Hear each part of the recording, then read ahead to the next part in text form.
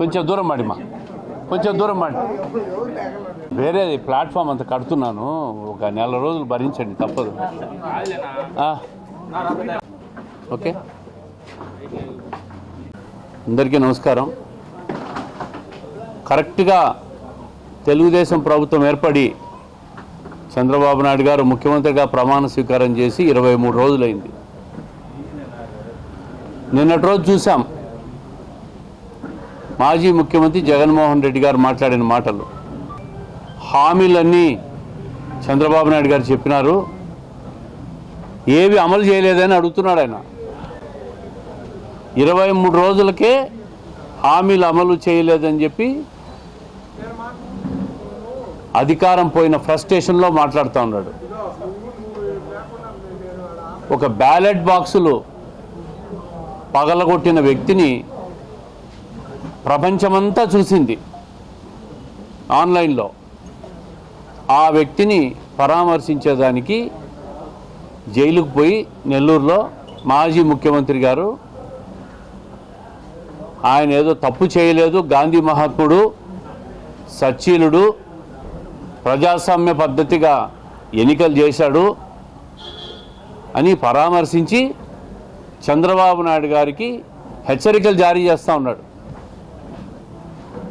అయ్యా మాజీ ముఖ్యమంత్రి గారు, ఎన్నికల కోడ్ అమల్లో ఉన్నప్పుడు జరిగిన సంఘటన అది. అప్పటికి చంద్రబాబు నాయుడు గారు ముఖ్యమంత్రి కాలా. పోలీసులు, ఎన్నికల కమిషన్ కేసులు పెట్టింది, తెలుగుదేశం ప్రభుత్వం కాదు. మీరు ప్రశ్నించాల్సింది ఎన్నికల కమిషన్.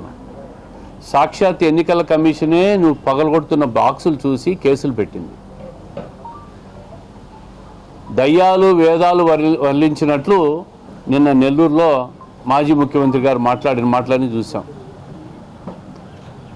ముఖ్యమంత్రి అయిన 19 రోజులకే అతిపెద్ద సంక్షేమ కార్యక్రమం రాష్ట్ర వ్యాప్తంగా 4,200 కోట్లు ఖర్చు పెట్టి 3,000 నుంచి 4,000 రూపాయలు పెన్షన్ ఇచ్చింది తెలుగుదేశం ప్రభుత్వం.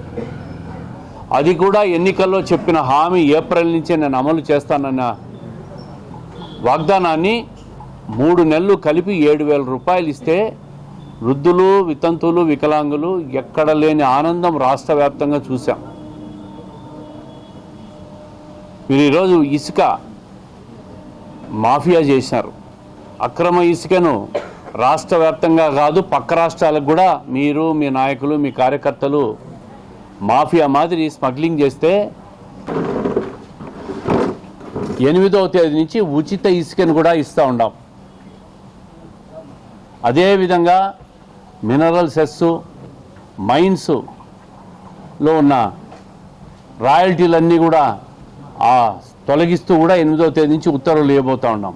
అంటే ఎన్నికల్లో హామీలు చెప్పినట్లు ఒక్క నెలలోనే మొదటి అత్యంత ఖరీదైన సంక్షేమ కార్యక్రమం పెన్షన్తో పాటు పేద ప్రజలకు ఉచితంగా ఇసుక దొరకాలనే ఆలోచనతో రాష్ట్ర వ్యాప్తంగా కూడా 8వ తేదీ నుంచి ఉచిత ఇసుకను కూడా చెప్పడం జరిగింది.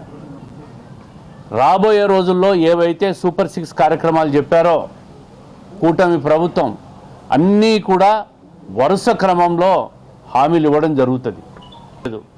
రెండో విషయం, నిన్న ఢిల్లీకి పోయి మా ముఖ్యమంత్రి గారు ఎంతమంది కేంద్ర మంత్రులను కలిశారో జగన్మోహన్ రెడ్డి గారికి అర్థమైందనుకుంటా. ప్రతి మంత్రి దగ్గర రాష్ట్ర అభివృద్ధి మీద, రాష్ట్రంలో జరగాల్సిన భవిష్యత్ కార్యక్రమాల మీద, రాష్ట్రాన్ని పునర్నిర్మించాలనే ఆలోచనతో నిధులు రాబట్టేదానికి పోయి ఏ మంత్రి దగ్గర ఏ కార్యక్రమాలు చేశారో స్పష్టంగా అన్నీ కూడా మీడియాకు చెప్పడం జరిగింది.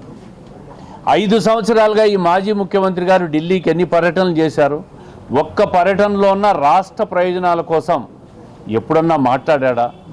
కలిసి వచ్చిన తర్వాత ప్రధానులు కానీ మంత్రులు కానీ ఎందుకు కలిసి వచ్చాను అని చెప్పి ఏ రోజైనా ప్రెస్ మీట్ పెట్టాడా? ఏ కార్యక్రమంలోకి పోయినా కూడా ఆయన సొంత కేసుల గురించి మాట్లాడాడు, తప్పించుకుండే వ్యవహారాల మీద మాట్లాడాడు, రాష్ట్ర ప్రయోజనం గురించి ఒక్కరోజు కూడా మాట్లాడలేదు.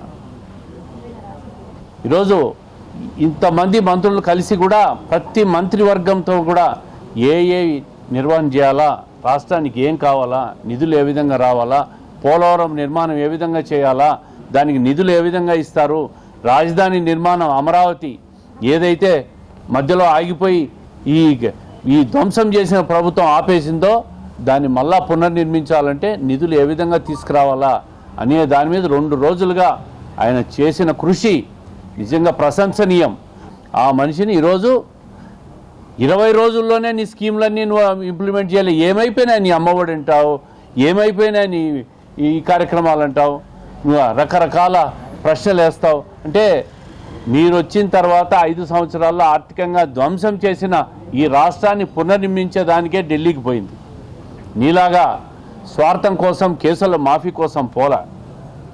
ఈరోజు ప్రజలకు మొహం చూపించలేక, ప్రజలకు ఏమి చెప్పాలో ఓడిపోయిన తర్వాత అర్థం కాక జైల్లో ఉన్న ఖైదీలను చూసేదానికి పోయినావు, ప్రజలకు మొహం చూపించలేక. ఒక ఫియర్ సైకోసిస్ అని మాట్లాడుతున్నావు.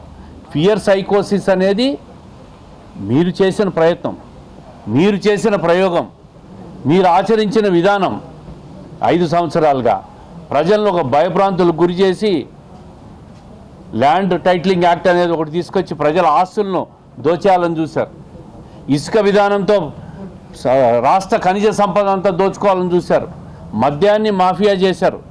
ప్రైవేటు భూములను ఆక్యుపై చేసుకొని ఎక్కడ చూసినా కూడా రాష్ట్రంలో ప్రజలను ఒక భయభ్రాంతులకు గురి చేసినారు. ఆ భయముతోనే ఫియర్ సైకోసిస్ లేకపోయింది రాష్ట్ర ప్రజలు నీ 5 సంవత్సరాల పరిపాలనలో. ఆ ఫియర్ సైకోసిస్తో ఈరోజు ఓటనే ఆయుధంతో సైలెంట్గా 175కు 164 స్థానాలు తెలుగుదేశం కూటమి ప్రభుత్వానికి ఇచ్చారంటే మీ పరిపాలన మీద ఎంత వ్యతిరేకత వచ్చిందో మీరు ఒక్కసారి అర్థం చేసుకోవచ్చు. ఆ రోజేమో ప్రజాస్వామ్యబద్ధంగా ఓట్లేశారు 2019లో అని మాట్లాడినారు. ఈరోజేమో ఈవీఎంలు టాంపరింగ్ చేశారని చెప్పి దాన్ని చెక్ చేయాలని మాట్లాడతారు. అంటే మీరు గెలిస్తే ప్రజాస్వామ్యం, మీరు ఓడితే ఈవీఎంలా? 20 రోజుల్లోనే ఇంత ఫ్రస్ట్రేషన్ అయితే ఎట్లా మాజీ ముఖ్యమంత్రి గారు? మీకు అధికార పార్టీకి కూడా, అధికారంలోకి వచ్చిన పార్టీకి కూడా 1 సంవత్సరం టైం ఇవ్వాలి. మీరు ఏవైతే మేము ఎన్నికల్లో హామీ చెప్పామో హామీలన్నీ నిలబెట్టుకునే బాధ్యత కూటమి ప్రభుత్వానిది. అది అనుభవజ్ఞుడైన చంద్రబాబు నాయుడు గారికి తెలుసు. ఖచ్చితంగా ఏ హామీలు అమలు చేశామో, ఏ హామీ ఇచ్చామో అవన్నీ ఖచ్చితంగా అమలు చేస్తాం. దాంట్లో రెండో ఆలోచన లేదు.